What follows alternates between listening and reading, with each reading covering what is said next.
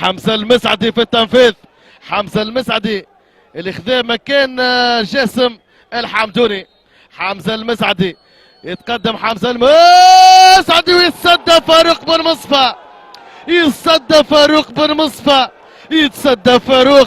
يتصدى فاروق حارس مرمى النادي الافريقي. اولى ركلات الترجيح بالنسبه للنادي الافريقي. غازي العيادي وتصدى حمدي القصراوي. يتصدى حمدي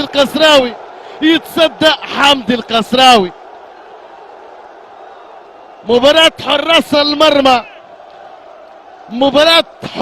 المرمى الآن. التشويق والثانية لصالح النادي الرياضي البنزرتي. التنفيذ من ماهر بصغير. عالية الكرة، عالية كورته، ضايعة ركلة الجزاء الثانية بالنسبة للنادي الرياضي البنزرتي.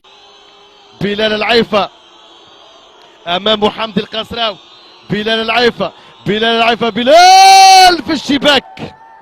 ناجحة من بلال العيفة.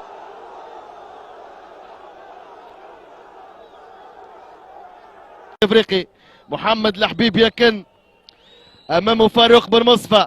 محمد الحبيب يكن وناجحة من محمد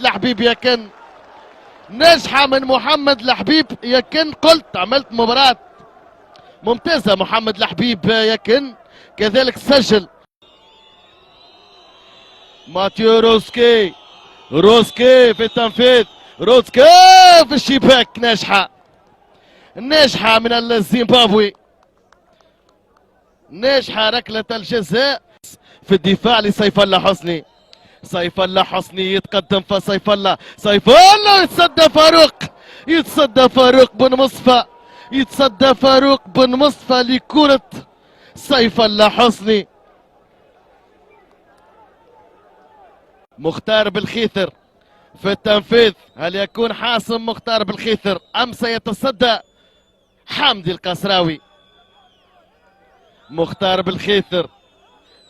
بالخيثر في تنفيذ. مختار بالخيثر امامه فاروق. مختار بالخيثر يسدد على العارضة الكرة. كرة مختار بالخيثر. كرة مختار. ركلة الجزاء. بلال السعيداني يسدد على العارضة. يضيع بلال السعيداني ومبروك للنادي الافريقي. التأهل للدور النصف النهائي. حظ اوفر للنادي